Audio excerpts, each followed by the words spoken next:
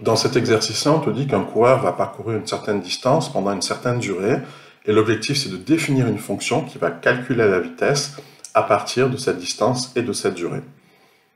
Alors, petit 1,0, définir la fonction calculer vitesse. Alors, une fonction calculer vitesse, ça se définit comment? Bien, je mets le mot function en anglais. Ensuite, je mets le nom de la fonction qui s'appelle calculer vitesse, parenthèse ouverte. Et je mets des accolades, et c'est à l'intérieur des accolades que je mettrai mes instructions. Donc ça, c'est la définition. Ensuite, j'appellerai la fonction calculer vitesse pour la calculer. Voilà, donc j'ai une définition ici, et là j'ai l'appel de la fonction. Donc j'ai fait la question 1. Alors, on te dit la question 1.1, demander à l'utilisateur de saisir la distance en kilomètres, et stocker cette valeur dans distance. Donc je dois créer une variable distance, qui va stocker quoi? Qui va stocker ce que l'utilisateur aura saisi. Donc je vais demander à l'utilisateur, je vais faire un prompt, d'accord? Prompt c'est pour saisir, mais attention, je dois saisir un nombre, parce que la distance est un nombre. Donc devant, je mets number, parenthèse ouverte, parenthèse fermée, voilà, et prompt, à l'intérieur du prompt, je vais mettre le texte entre la distance en kilomètres. Alors je peux déjà tester ça, si ça marche. Donc il apparaît bien la fenêtre pop-up là qui apparaît entre la distance en kilomètres. Si je mets 100 par exemple, d'accord, et bien je sais maintenant que distance contiendra 100. Alors je continue.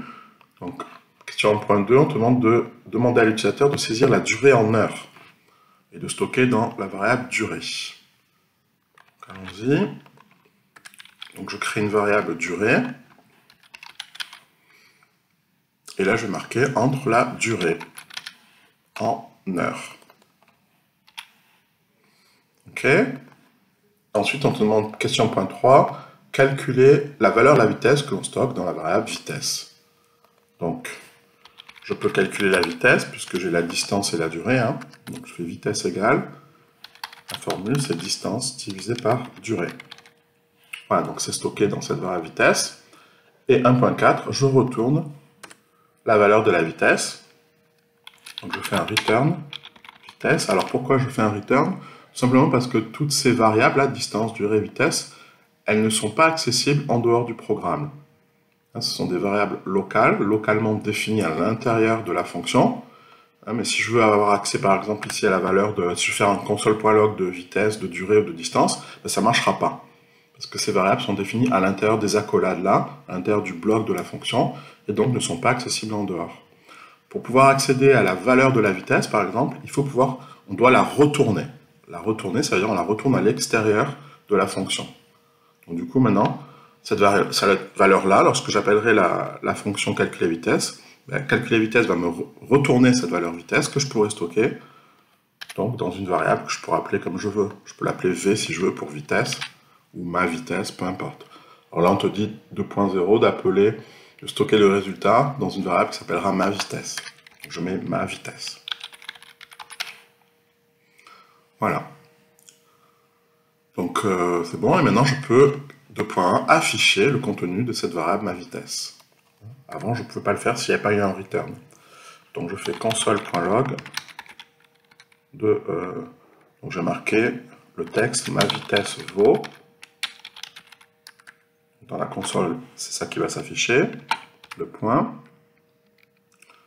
espace, et plus, parce que je vais rajouter la valeur de ma vitesse qui va s'afficher dans la console. Donc ça, c'est une variable qui contient une valeur. La valeur, c'est ça, calculer vitesse.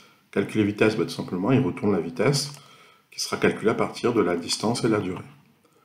Donc allons-y, testons notre programme. Donc je vais tester avec les données 40 km, et 4 heures. Qu'est-ce qui me met? Ma vitesse vaut 10. Ben oui, 40 km sur 4 heures, ça fait bien 10 km à l'heure. Voilà. Alors, ce qu'on appuie sur le bouton exécuter, qu'est-ce qui se passe réellement? Alors, tu vois, j'ai coupé mon programme en deux. Donc, la définition, je l'ai mis en rose, la définition de la fonction calculer vitesse, et le programme principal, je l'ai mis dans l'encadré noir.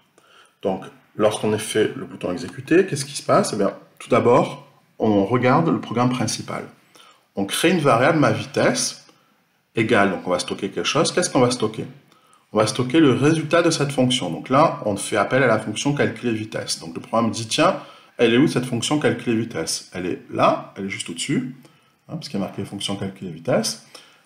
Donc les instructions qu'il y a, c'est tout ce qu'il y a à l'intérieur. Donc je vais commencer par faire quoi? Le programme se dit, je vais commencer par créer une variable distance qui va stocker quoi? Qui va stocker ce que va saisir, prendre ce que va saisir l'utilisateur. Donc là, il y a une fenêtre qui s'affiche, qui marque entre la distance en kilomètres. Donc l'utilisateur, il rentre par exemple 40, et du coup le 40, il est stocké, d'où la flèche là, en bleu, le 40, il est stocké dans la variable distance. Okay. Ensuite, le programme crée une variable durée, qui va stocker quoi? Ben, la réponse à la question entre la durée en heures. Donc là, par exemple, si je mets 4 heures, le 4 heures, il y a une flèche en vert, va être stocké dans durée. Donc ces deux variables distance et durée, qui contiennent donc des valeurs, par exemple, on a dit 40 km et 4 heures, donc ces variables, tu vois, elles sont réutilisées dans le programme ici, pour calculer la vitesse. Donc le programme crée une variable vitesse, et il va stocker quoi dedans? Ben, il va stocker la valeur de distance qui faisait 40 et la valeur de durée qui faisait 4. Donc il va calculer 40 sur 4 qui fait 10. Donc vitesse contient 10. Du coup ce 10, hop, là on a fait un return, d'accord, pour pouvoir le retourner à l'extérieur de la fonction. Donc le 10 là, tu vois, hop, il revient là.